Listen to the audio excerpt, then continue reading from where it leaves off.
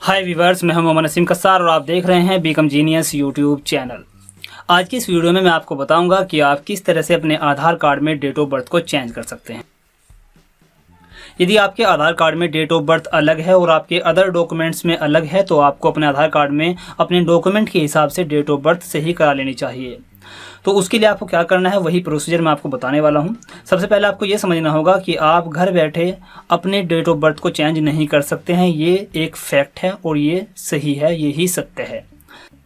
आपको आधार कार्ड में डेट में करेक्शन कराने के लिए, डेट ऑफ बर्थ में करेक्शन कराने के लिए सबसे पहले एक अपॉइंटमेंट बुक करना होगा। अपॉइंटमेंट आप अपने आसपास के किसी भी आधार सेंटर पर बुक कर सकते हैं। उसका प्रोसीजर क्या है वो आपको मैं बताने वाला हूँ, इस वीडियो में हम डिटेल में जानेंगे।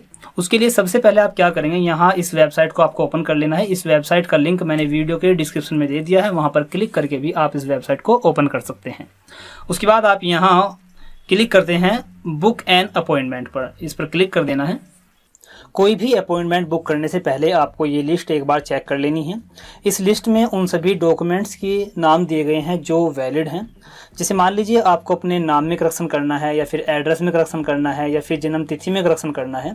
किसी भी चीज़ में करेक्शन करने के लिए आपको कोई ना कोई प्रूफ देना होगा और वो प्रूफ की एक लिस्ट यहाँ पर अवेलेबल है। इसका लिंक मैंने वीडियो के डिस्क्रिप्शन में दे दिया है, वहाँ पर क्लिक करके आप इस लिस्ट को डाउनलोड कर सकते हैं। पहले एक बार इसको समझ लीजिए। देखिए यहाँ पर दिया है प्रूफ ऑफ आइडेंटिटी, पहचान के लिए आप कोई भी डॉक्यूमेंट इस लिस्ट में से देख सकते हैं। यदि आपके पास इन सभी डॉक्यूमेंट में से कोई भी एक डॉक्यूमेंट आपके पास है तो आप किसी भी तरह का करेक्शन कर सकते हैं जो पहचान के तौर पर है। जैसे मान लीजिए नाम में करेक्शन कराना है, ठीक है, फादर नेम में करेक्शन करना है तो यहाँ देखिए ये है प्रूफ ऑफ रिलेशन। जैसे मान लीजिए आपको अपने फादर के नेम में करेक्शन कराना है तो आप इन डॉक्यूमेंट में से किसी एक डॉक्यूमेंट का यूज़ कर सकते हैं। इसी तरह यदि आपको डेट ऑफ बर्थ में करेक्शन कराना है तो डेट ऑफ बर्थ के लिए आपको इनमें से किसी एक डॉक्यूमेंट को एज ए प्रूफ देना होगा। यहाँ पर आप देख सकते हैं, यहाँ पर एक बहुत बड़ी लिस्ट है, इनमें से कोई ना कोई डॉक्यूमेंट आपके पास होगा। यदि आपके पास डॉक्यूमेंट है तभी आपको अपॉइंटमेंट के लिए बुक करना है, वरना आपको अपॉइंटमेंट बुक नहीं करनी है। इसी तरह से यहाँ पर देखिए, यदि आप एड्रेस में करेक्शन करना चाहते हैं तो एड्रेस में करेक्शन के लिए यहाँ पर ये डॉक्यूमेंट वैलिड है। इनमें से यदि आपके पास कोई भी एक डॉक्यूमेंट है तो आप एड्रेस में करेक्शन के लिए अपॉइंटमेंट बुक कर सकते हैं, वरना आपको अपॉइंटमेंट बुक नहीं करनी है।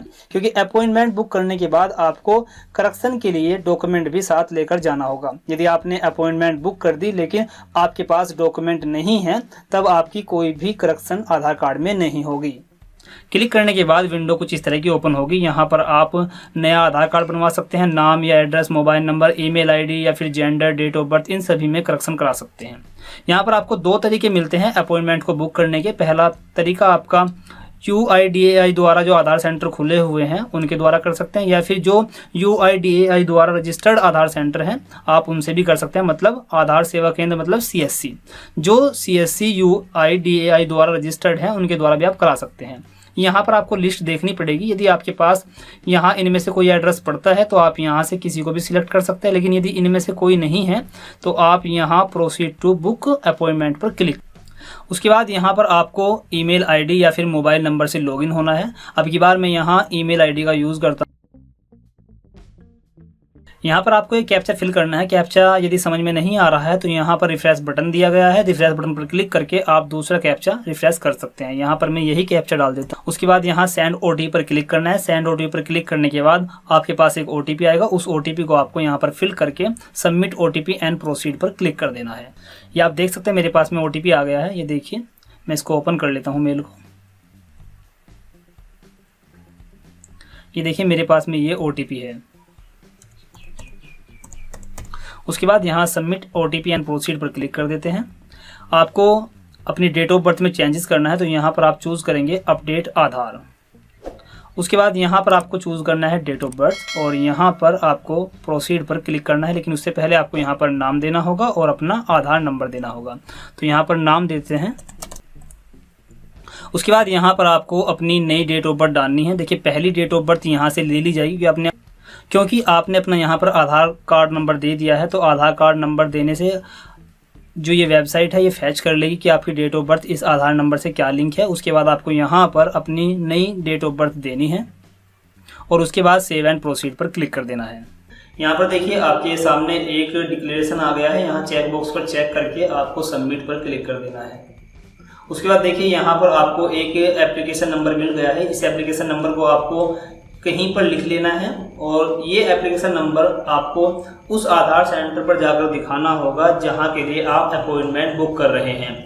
तो मैं यहाँ अब बुक अपॉइंटमेंट पर क्लिक करता हूँ और यहाँ पर देखिए आपको किस आधार सेंटर पर अपॉइंटमेंट बुक करनी है उसके लिए यहाँ पर आपको कुछ एक छोटी सी विंडो मिल जाती है, जिसमें आप यदि आप पहले से किसी ऐसे सेंटर को जानते हैं जो आपके आसपास है और आपको ये पता है कि वो रजिस्टर्ड है, तो आप यहाँ पर उसका नाम डालकर भी सर्च कर सकते हैं। यदि आपने पिन कोड के द्वारा सर्च करना चाहते हैं तो पिन कोड के द्वारा भी सर्च कर सकते हैं। यहाँ पर अपना एरिया का पिन कोड डालना है और सर्च कर लेना है।